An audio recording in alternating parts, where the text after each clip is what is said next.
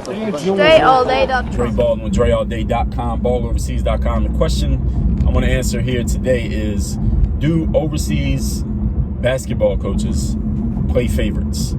The answer is hell yes. So what y'all got to understand is that basketball coaches, even though you may look at them in a certain way because you're a basketball player, especially if you're trying to get on playing pro and you haven't played yet, they're human just like you're human. Just like referees are human, and referees are supposed to be completely objective, and judges are supposed to be objective, and cops and judges, and I'm not talking about judges, and I was thinking about judges like in a some kind of competition, but a judge in a courtroom, they're still human. So even though some of them are supposed to be objective, and some of them are only supposed to be basing their decisions on one particular outcome, like a coach is supposed to be basing their decisions on what? Winning games, right? But we all understand, if you played enough sports and been around enough people, some coaches will play favorites based on who they like personally, who they dislike, maybe if their son or their daughter is on the team and stuff like that. Usually in the pros, you don't have to deal with somebody's son being on the basketball team. But in the pros, do coaches play favorites? The answer is absolutely yes. Coaches will have favorites just based on who they think they can trust, who has done something for them in the past, who's delivered for them on a certain level at certain points in certain situations. And there's a chance that you could end up on a team where you are either on the coach's favorite side, or you could be in the doghouse, as they say. The doghouse for a coach basically means you're a player who, even though you may be a good player and a solid player and a contributor, for whatever reason that coach is not trusting you, or you're not getting the ball as much, or you're not getting as much playing time as you feel like you deserve based on your performance and based on your skill level, and it's kind of pissing you off, which it should piss you off. If you're a good player and you're not playing, of course you're going to be pissed off. If you're not pissed off, there's probably something wrong with you. And how do you deal with the fact that that coach may be playing favorites that are working against you? The most important thing I'm going to tell you here when it comes to a coach playing favorites is you must maintain your professionalism. If y'all don't know what exactly I mean by, I think everybody's heard the phrase professionalism, but let me be clear and lay out exactly what it means to remain professional, even though that coach may be dicking you around and bullshitting and not doing the right thing for the team or right thing by yourself, is that you must remain disciplined. And as a professional athlete, being disciplined means showing up to every practice, showing up to every game early, not on time, but early, being ready to play, making the most of the little bit of opportunity that you get. If you're only playing 10 minutes a game, you should be going hard for that 10 minutes because you're only playing 10 minutes. So you getting tired in 10 minutes? So whatever opportunity you get, make the most of that opportunity. Show up early to every game and every practice. Be respectful of your teammates. Be respectful of your coach, even when your coach is bullshitting, even when your coach is doing the wrong things, even when you feel like the coach has it in for you or they're trying to set you up to fail.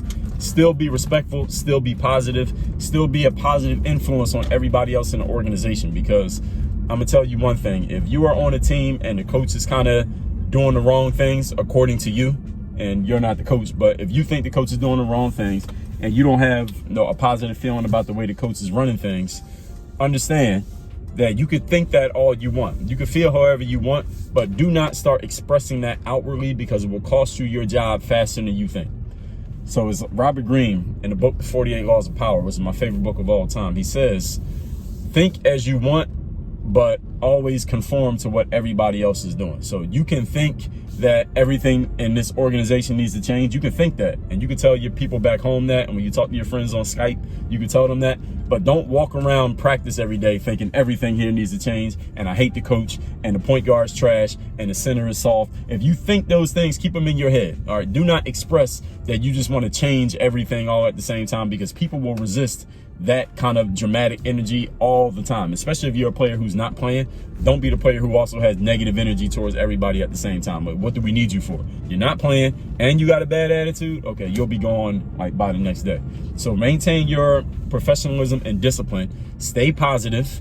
Act like you're playing all the minutes and you're a person who's dominating and the team is winning. Put yourself in that frame of mind. Trick yourself into thinking that way, even when everything's going the exact opposite. The team is trash and you're not playing. You're like, all right, the team's trash, but I'm still not getting in the game. Why they won't give me a chance? Why the coach is not making some changes in the lineup? I've been on teams where this has happened. The team wasn't doing good, but the coach kept playing the same players. I'm like, coach, the team trash. You keep playing these guys and they're the ones out there losing. Why don't you give somebody else a chance? And I'm thinking this, but saying it out loud is not going to help you because now you're offending that person. Because remember what I just told you, coaches are humans. So if you say that to a coach, even though objectively you are correct, that coach is going to be offended by the fact that you said that, because you basically told them that they don't know what they're doing, or that they're dumb, or that they're obviously oblivious to what's going on here. And you're the one who needs to point it out to them. And you must always remember, ladies and gentlemen, that when you are dealing with a coach, the coach is in charge. The coach is the boss. They're not the owner, but they're the boss. Y'all understand the difference, right? The owner is the person who cuts the check, but the boss is the one who determines who works where, how much everybody works, and what job everybody has. Do not offend the boss. That's not a smart thing to do. If you want to keep your job at any job you ever have in life, do not offend the boss, because then you could lose your job, and now with that you lose your check, and with that you lose your opportunity to get money and show your game and do all the things that you do. So stay positive, stay disciplined. Those are parts of being a professional. What you need to do then on the back end, this is the way that you do it. If you feel like that coach is not doing right by you and you're not feeling the opportunity any longer, reach out to your agent, if you have one, and let your agent know what's going on. Document everything. So if the team is losing by 30 and you're still not getting in the game, reach out to your agent after the game and say, yo, we lost by 30 and I didn't play the whole second half. I have no idea why. And let your agent know, hey, we had practice today and the coach had the first team against the second team, and he keeps putting me on the second team, even though I'm clearly the best player in here. I got the best stats when I get in the game, et cetera, et cetera. Document everything. Put everything in writing. Tell it to your agent. If you don't have an agent, then write everything down yourself. Put it in Google Docs or put it in a note. Send an email to yourself. But document everything that's happening. So when it's time for you to make a move, you can go to your agent or go to whoever you're talking to and say, hey, here's what was happening on that team. Yeah, I wasn't getting any playing time, but here's what was going on. And you can look through your document and you can say, on this day, this happened. On this day, this happened. On this day, this happened. And why am I telling you to write it down? For two reasons. Number one, because you're not going to remember everything. I heard a wise businessman told me a long time ago. He said, Dre, I trust a short pencil to a long memory any single day. So write things down so they're documented. And number two, when you have something documented and you can build your case for why something happened a certain way, and you have it written down, it just lends a whole lot more credibility to the person who's listening to you than if you're just saying stuff off the top of your head. If you have it written down and you can say, look, on April 21st, this happened, and on March 5th, this happened, and on July 7th, this happened, and you got it written down and you got the dates and the times and all that, people are like, damn, like this person's thorough. Like this person really, even if you made it up, if it just because it's written down, people are going to believe it a little bit more. It's just the way it works. It's just the way human beings are wired. So try it and tell me that I'm lying. Try it and you'll see.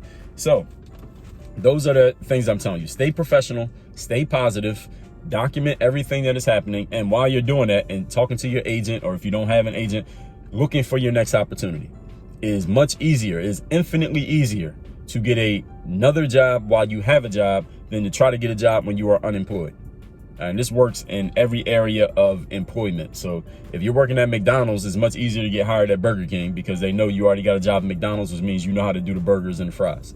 If you got a job playing overseas, it's much easier to talk to a team and get your next job because they're like, oh, you already got a deal? That means somebody else has already invested in you. Somebody else has already trusted you're good enough to play pro, and they gave you an opportunity, then we will give you an opportunity. It's much easier to get a job when you got one than when you don't have one. So start looking while you're still in that space. And even if things are going good, talk to your agent, tell them start hustling for your next gig so you're ready for the next one when it comes up. So these are the things to do if and when coaches play favorite, because it does happen. And coaches are human beings, just like you're a human, just like a cop is a human being, even though they're supposed to do a certain thing, even though that judge in the courtroom is a human being, even though they're supposed to do a certain thing. It just goes this way sometimes. Don't complain about it. Don't bitch about it. Just be prepared for it. I'm telling you what to do. Work on your game. If you haven't gotten that book, The Overseas Basketball Blueprint, balloverseas.com. Get it. Let's get you overseas. Work on your game. Dre all day.